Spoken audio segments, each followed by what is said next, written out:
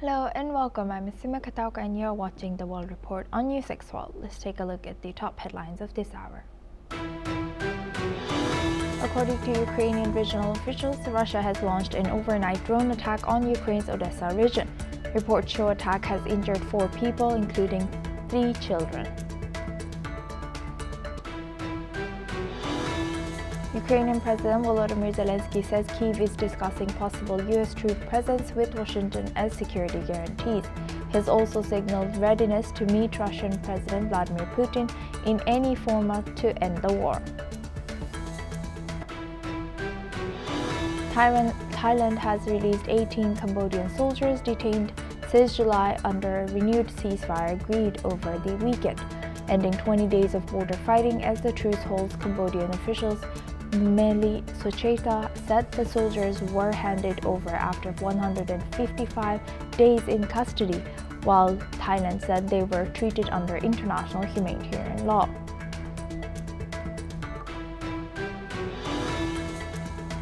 Myanmar's military junta has said just over 50% of eligible voters took part in the first phase of 3-stage national election at the weekend, the first since the 2021 coup. While the turnout is still sharply lower than the previous 2 polls, the vote is being held amid a civil war, while the United Nations critiques that the election is neither free nor fair. Israeli Prime Minister Benjamin Netanyahu says he sees eye to eye on the need for Hamas disarmament. He adds that a new government in Gaza is possible if Hamas is disarmed. In Iran, protests over rising cost of living spread to the universities, with students joining shopkeepers and merchants. This comes as the government offers talks with demonstrators amid growing unrest across Tehran. China's Air China and its subsidiary have signed a deal with Airbus to buy 60 A320neo jets worth about $9.5 billion at list prices, with deliveries scheduled from 2028 to 2032. Poland requests European Commission to investigate TikTok over AI-generated content. This comes amid concerns of foreign disinformation threatening democratic process.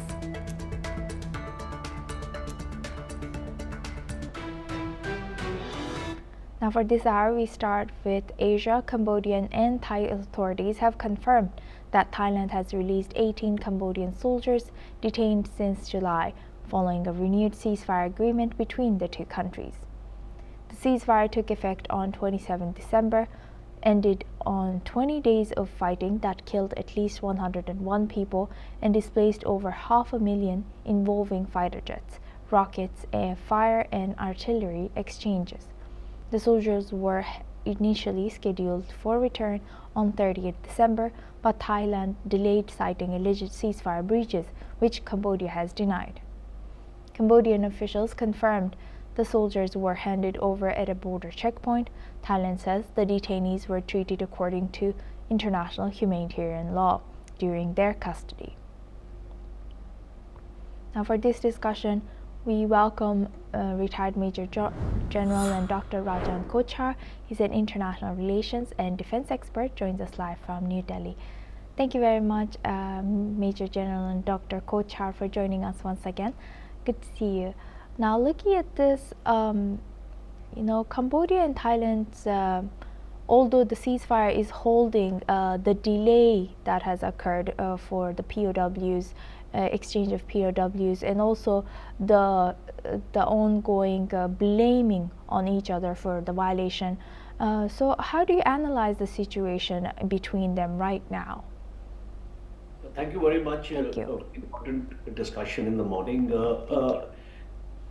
I think this is a very positive development. It signals a de-escalatory intent, because if you want this ceasefire to hold on, because many analysts are of the opinion that this ceasefire is going to be very, very fragile, considering that the roots of the conflict or the problems which are there, which has resulted in this war, have yet to be resolved. So a ceasefire is only a temporary kind of a reprieve, a cessation of hostilities until such time a larger agreement is in place. So I think ASEAN countries have also played a very important role in this mediation because uh, they are doing quite a diplomacy because they don't come out in the open and say that this diplomacy is going on, but it is basically a backdoor channels of diplomacy, and it also reinforces that ASEAN is a very potent organization on, and the conflict management credibility also of ASEAN is it is a welcome actually sign, and this also we have also seen that some sort of effort from the Chinese have also uh, uh, have resulted, and resulted in the sense that I would like to slightly amend my statement that some and effort has been made to keep China out of the situation because that is extremely important because China, as you know, is a threat in the South China Sea to these countries, and therefore they don't want China to come into this conflict for any kind of mediation. And what I would like to see further, is extremely important here. What I would like to see further is that more such confidence building measures are initiated by both the countries because they are still prisoners who are there with Thailand because not all prisoners have been released. So I would expect that this to be the first step, and subsequently the release of the other prisoners also takes place. That is point number one. And point number two, I would also like to see some kind of a timeline starting from the secretary level talks, we can progress to the head of state level talks. So I would like to see some kind of progress. I think in US is also trying to mediate into this entire thing. So maybe after we have heard today's news, maybe the next step would be to start releasing the other prisoners slowly, so that all the prisoners are returned, and that will give an intent to Cambodia also to come on a positive manner on the table, because once you do these measures and once you start building up the trust and especially intent, because if you have the intent to have a permanent ceasefire, because right now I think it is only a temporary nature, because any small sparks can escalate the conflict on the border, because on the border the situation is still very tense. So in my concluding remarks, I would like to say that a positive side, we will await for the further release of prisoners, and then possibly negotiation may start after this to start discussing the problem areas. Demarcation of the border is one of the larger issues which would need to be settled. With that, I would like to thank retired Major General Dr. Kochhar for sharing that. Please stay with us as we come back to you for a later discussion as well. Now we stay in Asia. Taiwan has been placed on high alert after Chinese military drills around the island were scaled back. All 11 Chinese Coast Guard ships have reportedly left nearby waters, while emergency response centers for Taiwan's military and Coast Guard remains active. Meanwhile, the drills named Justice Mission 2025 have involved 77 Chinese aircraft and 25 naval and Coast Guard vessels, with 35 planes crossing the Taiwan Strait median line. However, Taipei has condemned the drills as a threat to regional security, while China has described them as a stern warning against Taiwan's independence. The move follows a record of $11.1 billion U.S. arms package for Taiwan. Now for this discussion, we welcome Mr. Matthew Vadum. He's an American journalist, joins us live from Washington, D.C. Thank you very much, Mr. Vadum, for joining us once again. And hi, thank you for joining. Now looking at this, what do you think, what strong messages is China trying to convey by these scaling up their drills and making it more often, and also now crossing the median line? Do you think that U.S. continuing to selling arms to Taiwan is escalating the situation? I think that Communist China is trying to send a message to U.S. President Donald Trump that they're not scared of him, and that they are going to stand their ground in their hemisphere, in their part of the world. They're upset that Trump has been engaging in an attempt at regime change in Venezuela, which supplies a lot of oil to China, and they're upset about that, and they can't do anything about it. So they are flexing their muscles in a part of the world where they can take action. So this is a message not only to Taiwan, but it's also to the United States, saying we're still here, and we're not afraid of you. I think that's the message that they're trying to send to the United States. So what should the United States and regional allies do as tension escalate, and like you've mentioned, this is like a warning from China? Well, I don't think there's very much they can do. If a country, with a navy wants to conduct drills, if it wants to conduct exercises on the high seas, I don't think there's anything that they can do. But I think that the United States is not going to back down. It continues to sell arms to its friends in Taiwan, and it's going to continue its efforts. President Donald Trump is going to continue his efforts at regime change in Venezuela, no matter what China does. So I think that the two sides are really, it's like they're talking past each other, if you know what I mean. Okay, yeah. They're not. One is sending out a message of strength, and the other is sending out a message of strength. This is all just, public relations. This is for international consumption. I don't know that, when it comes down to it, that it actually means that much, other than the U.S. and China are both putting their best face forward and attempting to come across as strong countries that are relevant on the international stage. Right. And lastly, how do you think they should avoid escalation, given the risk of misinterpretation, as the drills become bigger and bigger? How can the United States discourage that? Yes. Well, they could have their own drills, if they really want to turn up the temperature.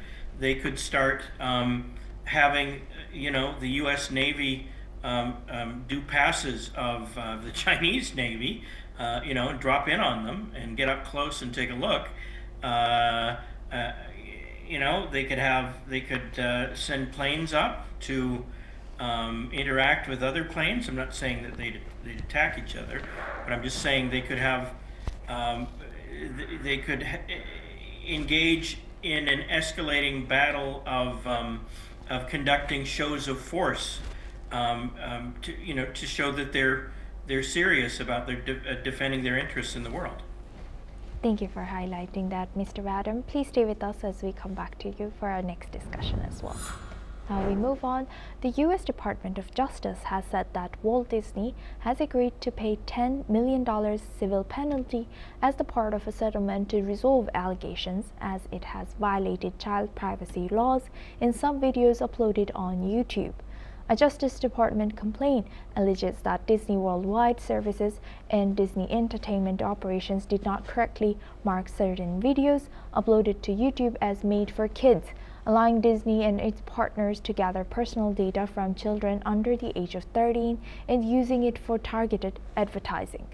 The Justice Department said that the order, which finalizes a settlement announced in September, requires Disney to establish a program to ensure future compliance with the Children's Online Privacy Protection Rule on YouTube. The law requires websites, apps, and other online services aimed at children under the age of 13 to notify parents about what personal information they collect and obtain, which will be verifiable by parental consent before collecting such information. Now for this discussion, we welcome back Mr. Matthew Vadam. He's an American journalist, joins us live from Washington, D.C. Thank you very much, Mr. Vadam, for staying with us. Sure. Thank you. Yeah. Now, looking at this, how significant is the fact that, Disney has agreed and been fined of $10 million for part of a settlement to resolve that it has violated child privacy laws? It's significant enough to send a message to other media companies that they have to abide by the Children's Online Privacy Protection Act, which says that you can't collect this data, marketing data from children when they're online without permission. Parents don't approve of this sort of thing, and this is why presumably the law was enacted in the first place. $10 million, I guess it's, for you and me, that's a pretty stiff fine. For the Walt Disney Company, that's not that much money. They're a multi-billion-dollar company, and they can afford to pay it. Maybe they're going to modify. I think they've agreed to modify their behavior in the future so that they don't collect data from underage users of their products online. So it's sending a message to other media companies that they have to follow these online privacy protection laws. Is it going to hurt Disney? No. $10 million, is hardly anything to them. But the main purpose here is deterrence to discourage other companies from violating the law in the future, and that's why the United States U.S. government enters into these civil settlements for a lot of these charges, just as it does with violations of the securities laws and other things. They just accept a private settlement and a payment of a penalty to the government. Thank you for highlighting that, Mr. Vadam. With that, I would like to thank and end discussion over here.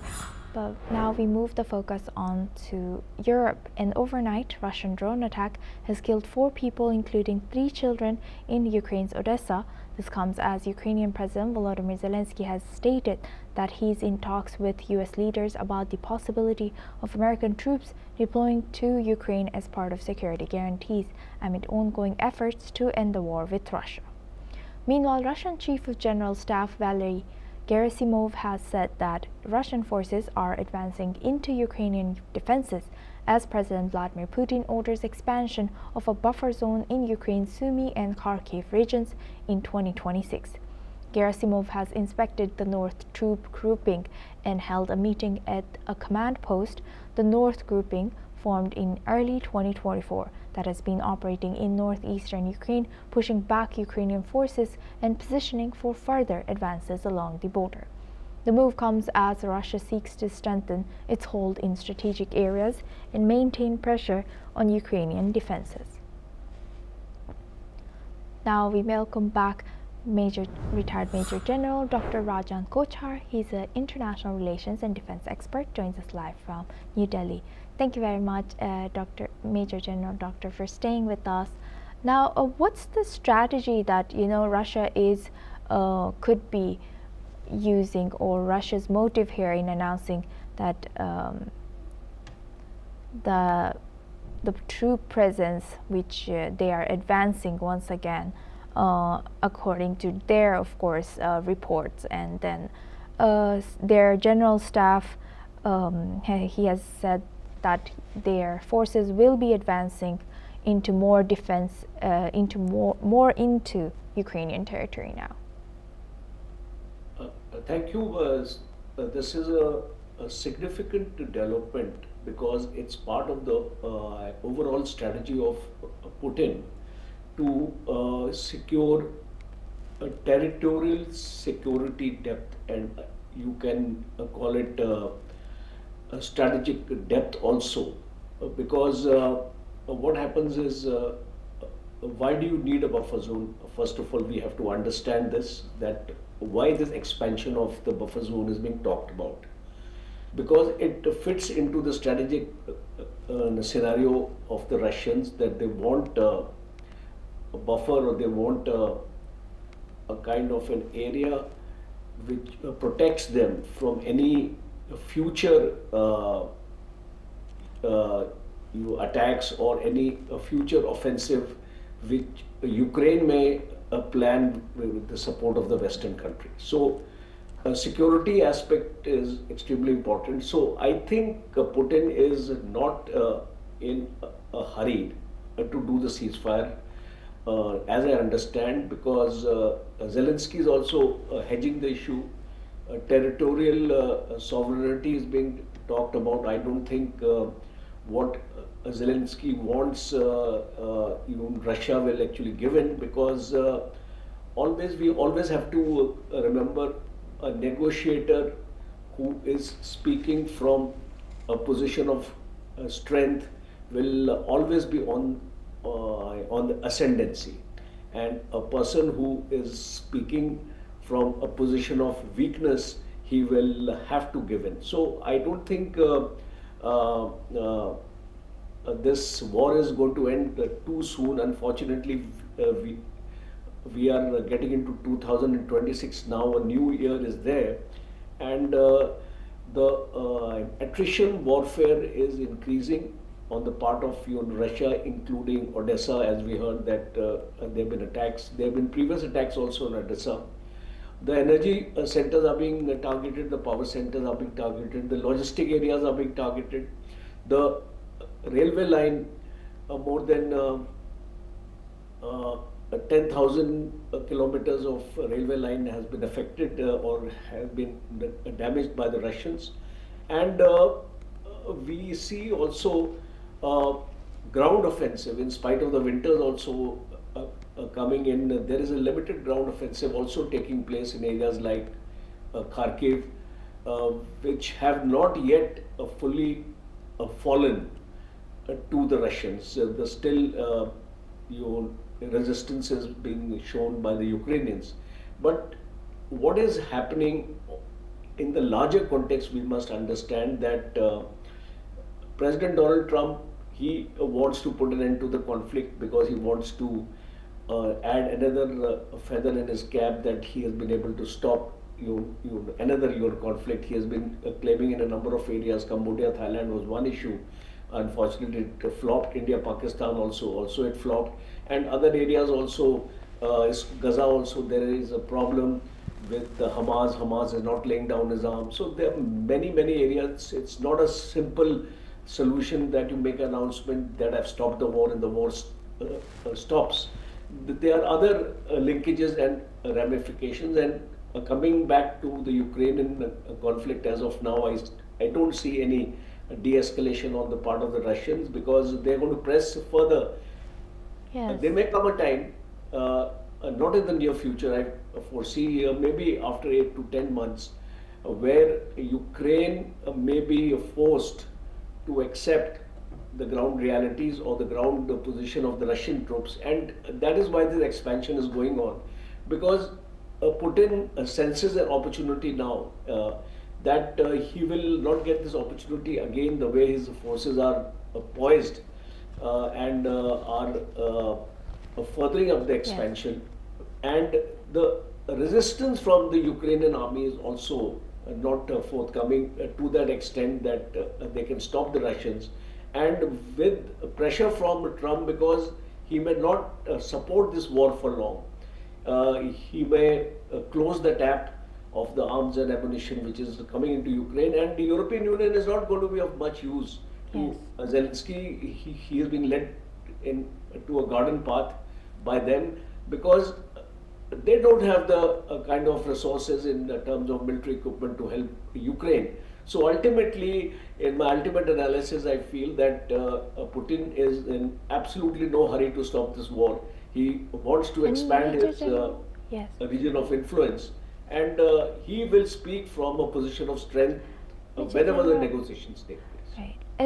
Thank you for highlighting that. And you know, this building on your answer that Putin is in no hurry, and also including Russia's plan to expand buffer zone, and all the reasons you have shared with us. We also saw the reports that came in this week, that Russia's presidential residential place was attacked by Kyiv. So now that Ukraine has denied those allegations, what do you think? What could have been Russia's motive in announcing that Ukraine allegedly aimed to struck President Putin's residence, and how are all these claims and counterclaims are affecting or jeopardizing the prospects for negotiating peace? A very good question. You see, what happens in the war, we have seen this happening in the last 4 years, that truth is the biggest casualty in war. Because in the fog of the battle, we don't know who are the players and who are doing what, and to what extent the damage is being caused.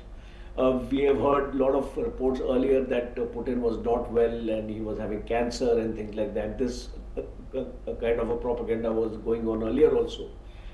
Then we have claims and counterclaims, and there is no neutral agency on the battlefield as of now. Earlier we used to have the UN, some kind of a force used to be available to give those inputs, or we had the Red Cross also operating in a very big manner, but we are not finding these kind of neutral agencies available as of now. So what I visualize is that Russia on its part, supposing we take a scenario that Ukraine has not attacked, and we believe what Ukrainians are telling us, then what could be the reason Russians have actually made this statement? One of the reasons could be that they want to escalate this conflict. They want to take it to a level, and they want to justify to the world that they are not the aggressors. They are launching a strike in retaliation to what Ukraine has done, and had the audacity of carrying out a strike on Putin's residence, because that becomes a very, very major issue. Because in any war, if you start targeting the president of the country in this manner, it can lead to a very, very great escalation. So I think from the Russians' part, it could be we are taking a scenario because it's a hypothetical kind of answer which I'm giving you, because we actually don't know whether Ukraine has done it or not. Yes. But if we are taking it in a hypothetical manner, then definitely it is a reason for the Russians to escalate the conflict, to expand the buffer zone, and to take the conflict even up to Kyiv. Because I've always maintained that ultimately the Russian design is to capture Kyiv, because that is the center of gravity. Because in any war, the forces, both the forces would like to capture the center of gravity, and here the center of gravity is Kyiv, and from Belarus side it is in closer to Kyiv, and there are more chances of success.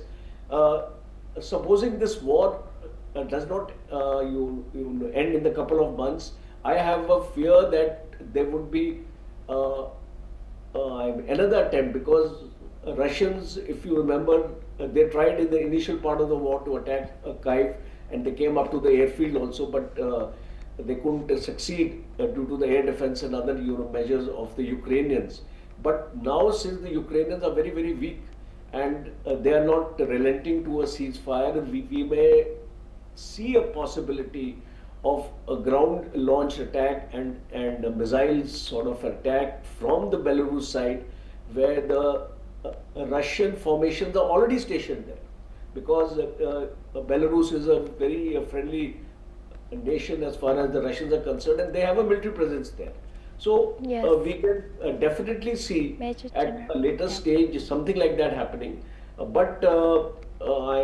As of now, since there are conflicting reports, we can take it in case Ukraine is saying that they have not done it. We can take that it is a part of a strategic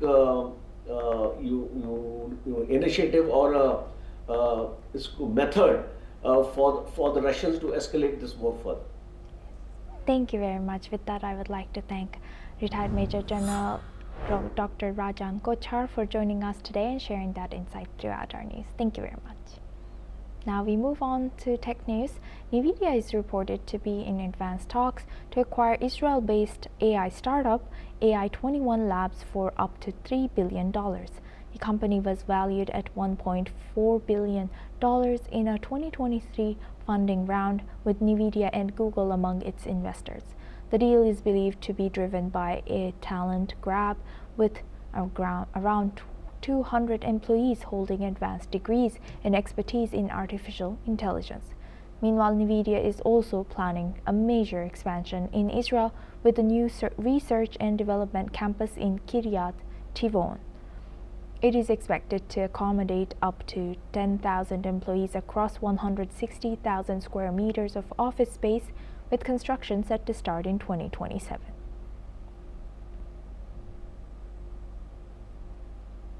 That's all we have time for. Keep watching NewsX World for more news updates from around the world.